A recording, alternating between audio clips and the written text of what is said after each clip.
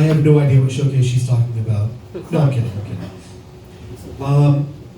They say insanity is doing the same thing again and again and again. They say that that's the definition of insanity, which is weird because it's not, but people just keep saying it is again and again. Cerebral. All right, we're good. Here we go. Just want you guys to know, don't want to boast, but New Orleans is #1, right? Murder. #1 in murder. Thank you. Look, like anybody else, I know I didn't play the field. I have nothing to do with all those points. I'm just rooting for the team. You know what I mean? I want us to succeed at something. Don't know if you know this, but we're also #1 in liver transplants. So we're not killing our neighbors.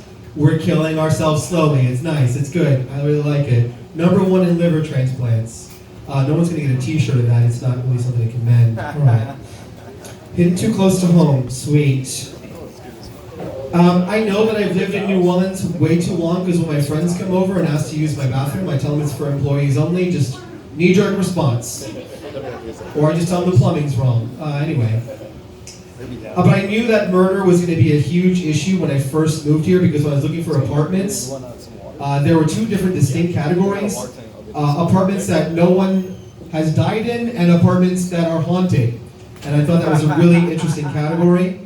Didn't even know that exists on apartments.com. Anyway, when I moved to Treme, I moved into an apartment, no joke, it was supposed to be $1,450, but I got it for $1,150 because someone died in that apartment 8 months before I moved in.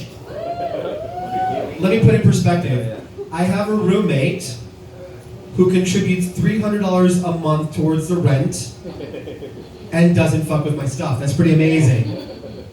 I mean, at first I thought the ghost was knocking things over, but I realized New Orleans is just one giant, concrete riverboat, and we're just shifting constantly, waiting to tip over. Now, it's really hard to believe that New Orleans could be one of the nicest cities on the planet and be #1 in murder, but I think those two things are directly related, right? Because we have all these signs that say be nice or leave, and what they mean is be nice or leave this plane of existence immediately. Derek was so young, he passed away at 27. What happened? He honked at someone, I think. He's gone now, so we just don't honk, and we say hello to everybody. As a matter of fact, I knew off the bat I needed to be as nice as possible. Visiting here, guy tells me he knows where I got my shoes. He could have guessed Albuquerque, New Mexico, and I would have been like, you are absolutely correct. I do not want any conflict. And to make me feel like I already lived here, even though I was visiting at the time, told me where I got my shoes and stole them off my feet. He's like, no, come on. I'm sure you bought an extra pair. Welcome to New Orleans. It's nice here.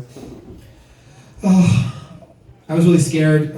The first few months I lived here, I saw one of my neighbors at a coffee shop, and they said, just to let you know, now's probably not a good time to go back to the apartment building. The police had that whole area blocked off. They've been shooting out there for several hours. What they meant to say was filming. They've been filming out there for hours. I just moved. I just decided I didn't need any of my shit. Just gonna move along. But I'm also bad at communication. I was trying to tell my friends recently that since my grandmother passed away, her and I were so close that I feel like no matter what I do, no matter where I go, I feel like she's with me.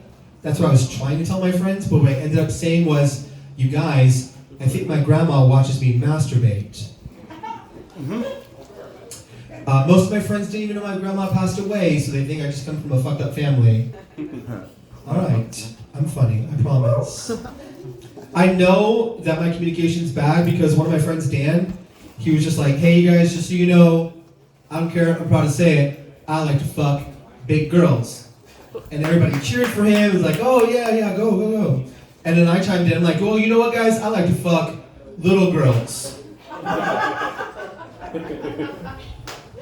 I didn't say underage. I didn't say children. I said, I'm 5'7" on a good day with a good pair of sneakers.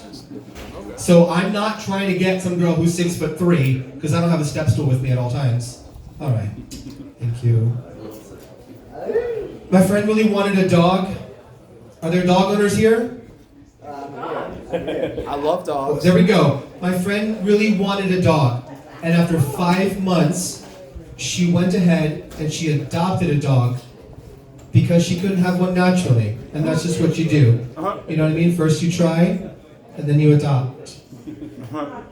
Sweet. All right.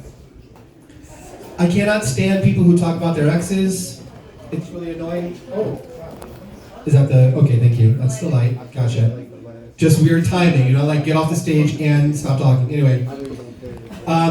I dated a girl who talked about her ex all the time. This is really, really annoying. She would do it constantly. Can't stand people who do that. Talk about their exes. Okay, cool. That's also a smart joke. All right. I had an ex. She drives for Uber, which is great for her because she loved taking strangers home. You guys can have that joke, and you can also have her as well. All right, we're good. Finally, like I said, New Orleans is a haunted city. And I know that ghosting, you guys all know what ghosting is, right? You're out on a date with somebody you just met, they choke and die in front of you. You guys know ghosting? Anyway, ghosting has become so common that now when people ask me, do you believe in ghosts? My response is, no, I'm sure she's busy with work. You know what I mean? She has a really emotionally needy dog. She just got it 5 months ago. All right, that's a comedy callback. You guys are great. Thank you so much.